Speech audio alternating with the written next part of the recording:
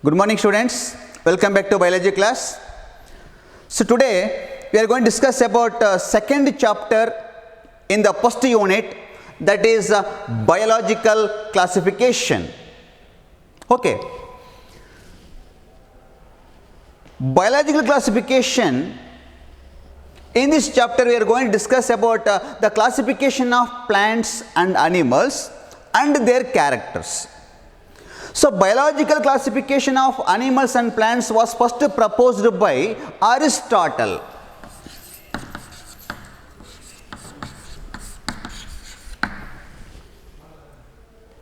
So Aristotle was earliest to attempt the classification of organism, the more scientific basis. So he classified the plants into three groups based on morphological characters. So he classified the plants into three groups, that is so plants are of three groups, or the three types, three groups of plants. So based on morphology, that is herb, then shrub, then trees. So these are three groups of plants based on morphology. And he also classified the animals into two groups. Animals na two groups agi classification martane. So based on the presence and absence of red bloods. For example, the animal with no blood, no red blood illa antandre, they are called anema, nothing but invertebrates. And similarly, he classified animal with red blood are called enema. So there are two groups of animals. One is anema, another one is enema. So anema, that includes all invertebrates, enema, that includes vertebrates. So this is what the classification that was given by Aristotle, who is called father of biology. So he classified the plants into three groups, that is herbs, shrubs and trees. And he classified the animals into two groups, one is anema, another one is enema. Is it clear? Okay. Later, another scientist by name Carolus Linnaeus, he was also called as the father of taxonomy. He classified all the organisms into two kingdoms. That is called a two kingdom system of classification that was proposed by Carolus Linnaeus. So according to Carolus Linnaeus, so all the organism on the earth is grouped into two kingdoms. One is kingdom Plantae, another one is kingdom Animalia. That is Carolus Linnaeus classification. Carolus Linnaeus classification in the year 1758. So he classified the organism into two kingdoms. That is a two kingdom system of classification. Two kingdom system of classification. That is the first kingdom, that is kingdom Plantae and kingdom Animalia. So on what basis is classified the organism into two kingdoms? Some criteria, that is the organism, they are autotrophs,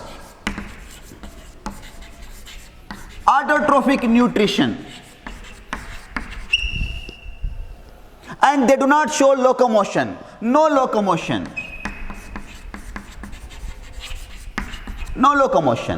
And they have cell wall, with cell wall.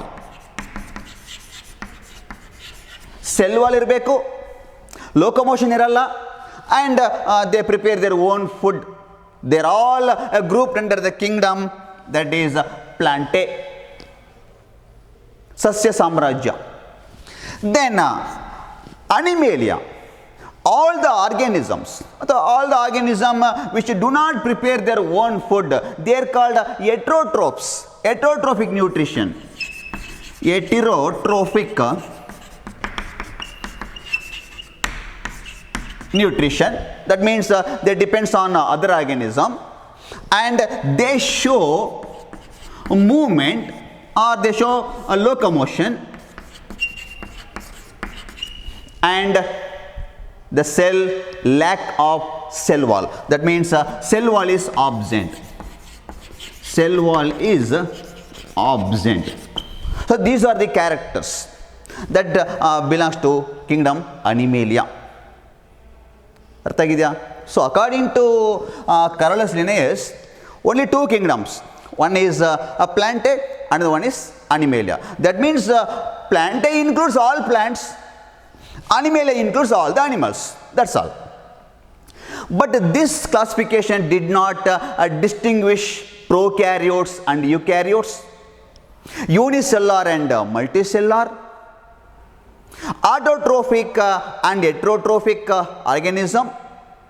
Why? Here this autotrophic heterotrophic ಇದೆ, but heterotrophically fungus ಬರುತ್ತೆ, autotrophically unicellular organism like algae ಬರುತ್ತೆ. So that next a system of classification was proposed by another scientist by name Ernest Haeckel. That is called three kingdom system of classification. Okay, so according to Ernest Haeckel, he proposed a three kingdom system of classification. Yaru? Ernest Haeckel.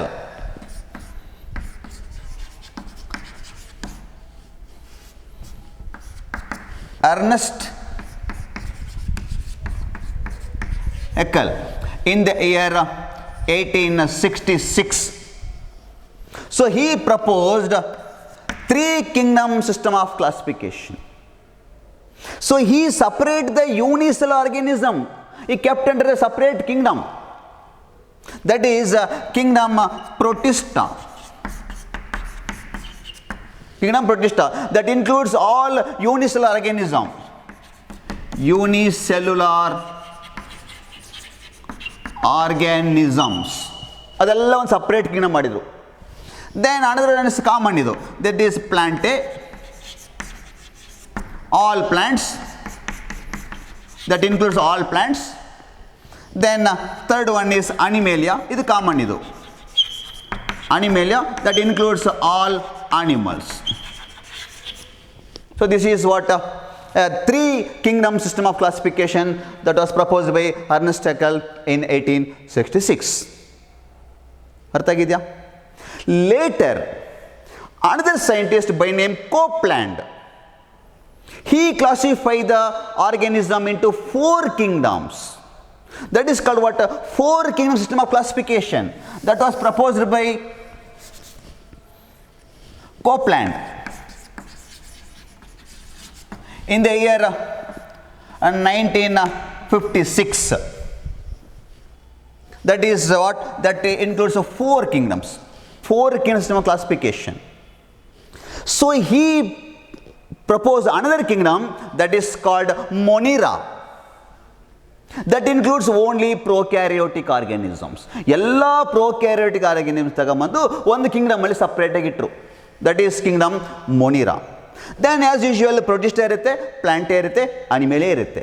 So according to four kingdom system of classification that was proposed by Copeland, there are four kingdoms. One is Monera, that includes all prokaryotic organisms, all prokaryotes. Then Protista, that includes eukaryotic organism, unicellular. Eukaryotes, unicellular organism. that is under Protista. Third one is Plantae, that includes all plants, common adu. Then Animalia, that includes all animals. This was a classification given by Copeland. Later, another scientist, R.H. Whitaker, he proposed elaborate system of classification, that is a 5-kingdom system of classification proposed by R.H. Whitaker in 1969. Okay, so according to R.H. Whitaker, all the organisms are classified into 5 kingdoms, that is proposed by R.H. Whitaker in 1969. Okay, according to R.H. Whitaker, there are 5 kingdoms, that is, one is kingdom Monera, second one is kingdom Protista, third one is kingdom Mycota, nothing but what? That is a fungi, heterotrophic organism, but they are having a special type of cell wall made up of chitin, achlorophyllus, saprophytic organism. Then common another 2 kingdoms, that is Plantae. Then fifth one is Animalia. Now we follow this system of classification, that is 5-kingdom system of classification. 5 kingdoms: kingdom Monera, kingdom Protista, kingdom Mycota, Plantae, Animalia. Okay, on what basis he classified the organism into 5 kingdoms? So what are the criteria for 5 kingdom system of classification? The criteria are, for a 5 kingdom system of classification, that was proposed by R.H. Whitaker. Criteria ಏನಪ್ಪ ಅಂದರೆ, criteria for classification of organism into 5 kingdoms, that is, first one is cell structure. Cell structure, whether it is a unicellular or multicellular, or it may be a prokaryote or eukaryotes. Then body organization. Body organization. Third one is mode of nutrition, whether it is autotrophs or heterotrophs. Fourth criteria, so mode of reproduction. Mode of reproduction, either they reproduce sexually or asexually. And fifth one is phylogenetic relationship, that means evolutionary relationship. Phylogenetic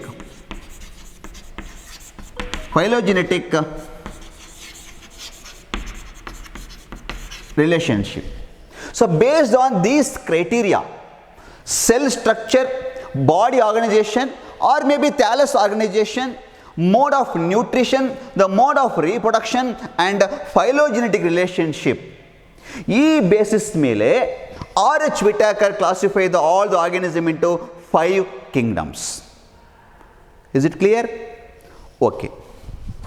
So in this chapter mainly we can concentrate on characters of kingdom Monera with example, characters of kingdom Protista with example, similarly characters of Mycota with example, characters of Plantae and Animalia.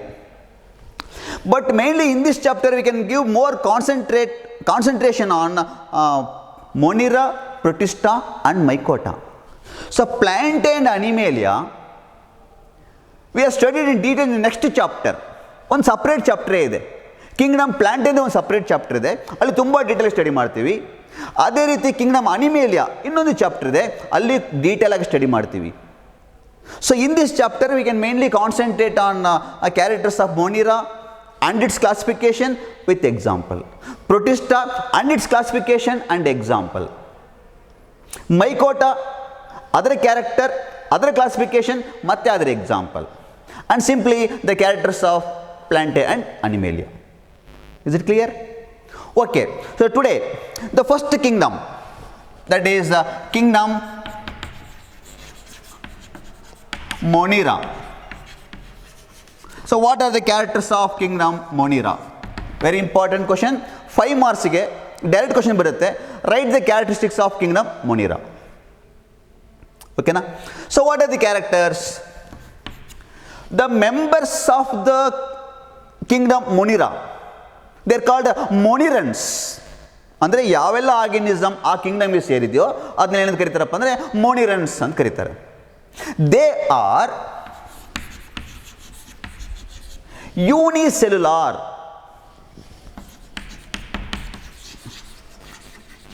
and microscopic.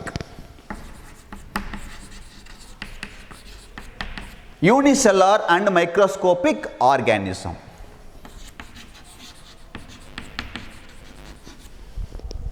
Okay na? Okay. They are solitary. ಅಂದರೆ single ಆಗಿರುತ್ತೆ, solitary. Or colonial ಅಂದರೆ ಗುಂಪಾಗಿರುತ್ತೆ, group ಆಗಿರುತ್ತೆ. Or filamentous, like in the form of a chain, ಎಳೆ ಥರ ಇರುತ್ತೆ. That is a filamentous form. That means the organism may be solitary or colonial or filamentous ಅಂತ. ಓಕೆನಾ? ನೆಕ್ಸ್ಟ್ ಅನದರ್ ಕ್ಯಾರೆಕ್ಟರ್ ಏನು? They are ಅಂತಂದರೆ the organism belongs to kingdom Monera are prokaryotes. ಏನು? Prokaryotes, prokaryotic organism, a primitive organism. So you know that prokaryote means the cell do not having a true nucleus.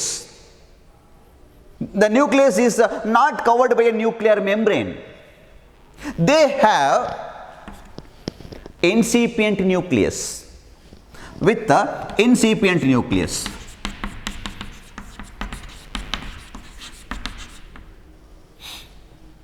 With incipient nucleus.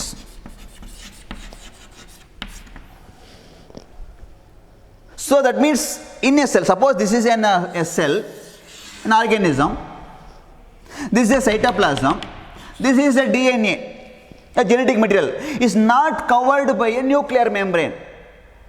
That type of nucleus is called a prokaryotic nucleus or primitive nucleus or incipient nucleus. It is also called a nucleoid. ಅರ್ಥ ಆಗಿದೆಯಾ? That is what they have, incipient nucleus. Okay, then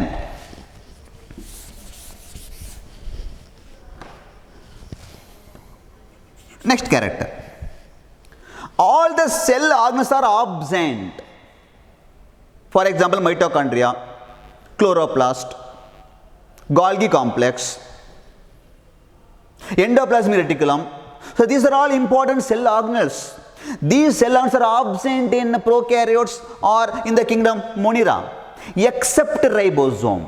That means all cell organelles are absent.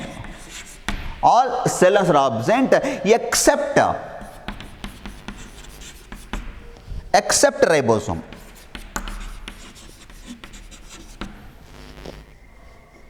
That too, they having a special type of ribosome. Actually, that two types of ribosome, 70s type of ribosome and 80s type of ribosome. That S that represent a Swedberg unit or sedimentation coefficient. They have 70s type of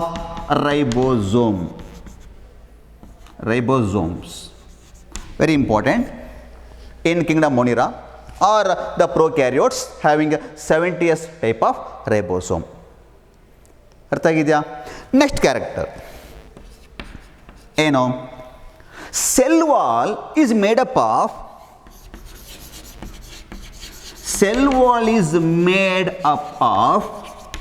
murine.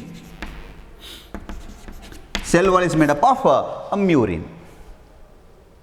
A special type of chemical substance that is present in the cell wall. ಅರ್ಥ ಆಗಿದೆಯಾ? Then another important character ಏನಪ್ಪ ಅಂದರೆ that is a nutrition. What type of nutrition that is present in Monera ಅಂದರೆ both autotrophic and heterotrophic nutrition. They are ಅಥವಾ they show autotrophic, they are autotrophs are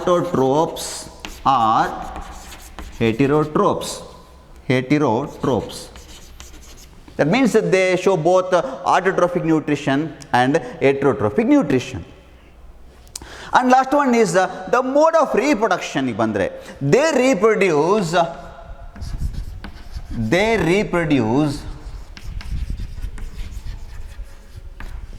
by only asexual method. Sexual method is completely absent. They reproduce by asexual method. They reproduce by asexual method. So these are the characters of kingdom Monera. So the best example kodadadre kingdom Monera example yadu, you have to remember the examples ಏನು, that is examples. You have to mention the example also. Sometime in the question like this, write the characters of kingdom Monera and write any two examples. Examples are bacteria is a sole member of Monera. Bacteria, mycoplasma. So mycoplasma belongs to kingdom Monera but without cell wall. They can survive in anaerobic condition. Okay, so mycoplasma you have to remember. Mycoplasma is the member of prokaryotes or member of Monera without cell wall. And blue-green algae. Blue-green algae, nothing but cyanobacteria. These are all examples for kingdom Monera. ಅರ್ಥ ಆಗಿದೆಯಾ?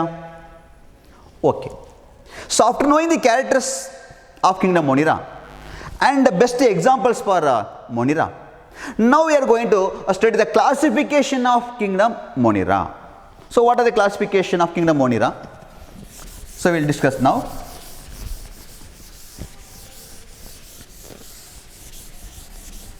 Kingdom Monera is classified into two groups. Classification, two groups ಮಾಡಿದ್ದಾರೆ. One is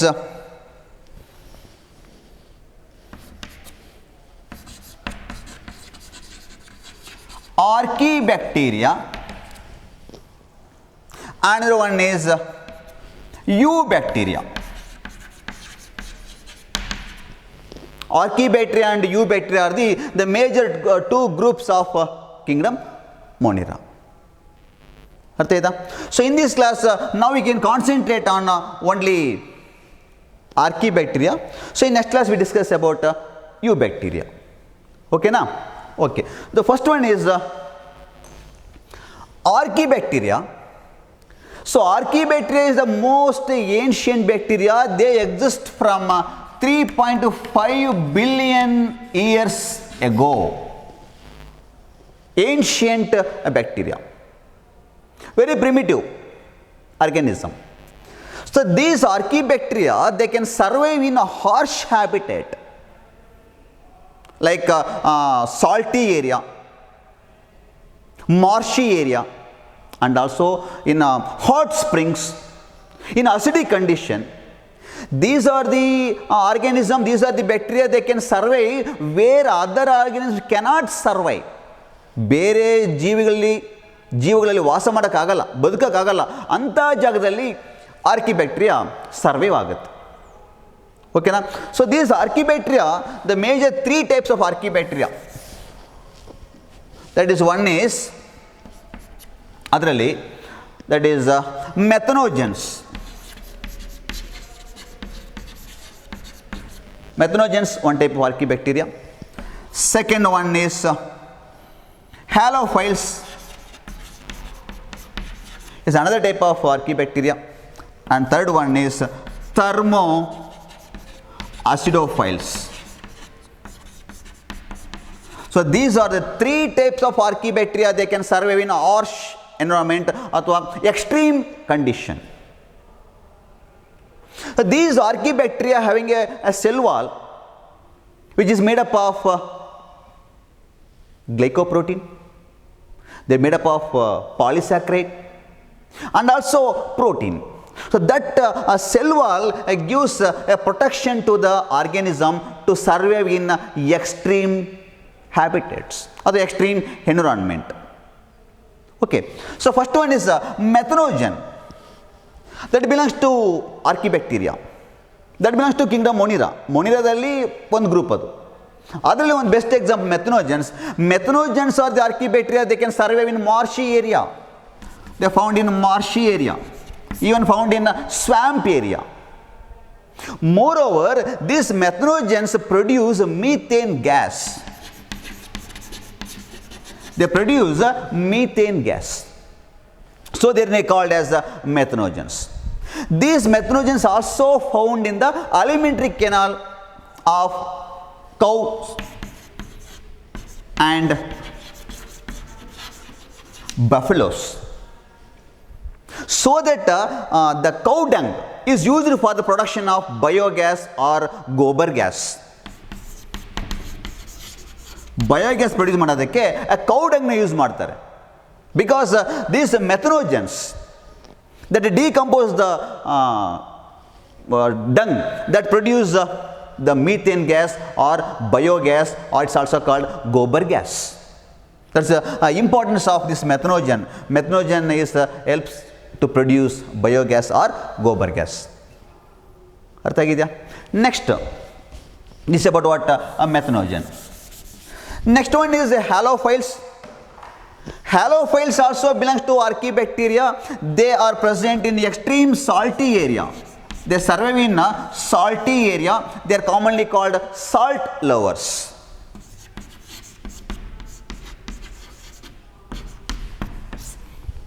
That is halophiles.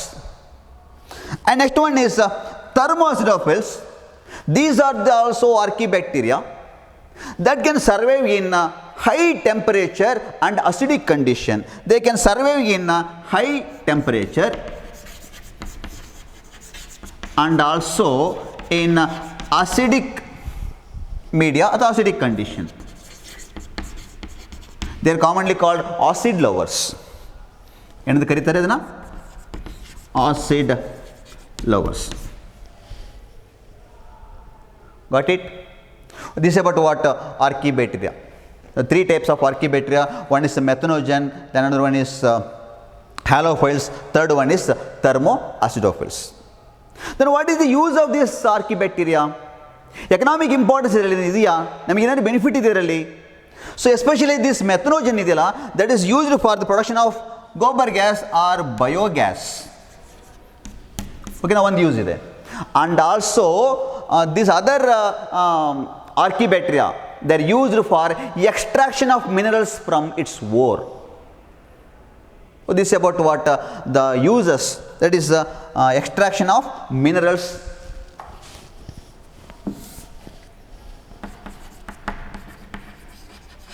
from ore. So that is importance of archaebacteria. So archaebacteria is used in extraction of minerals and also production of biogas. Is it clear? This is about what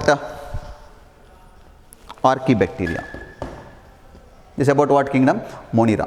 So in next class we discuss about another group of organism, that is eubacteria, that includes bacteria and also cyanobacteria. Is it clear? Okay, bye.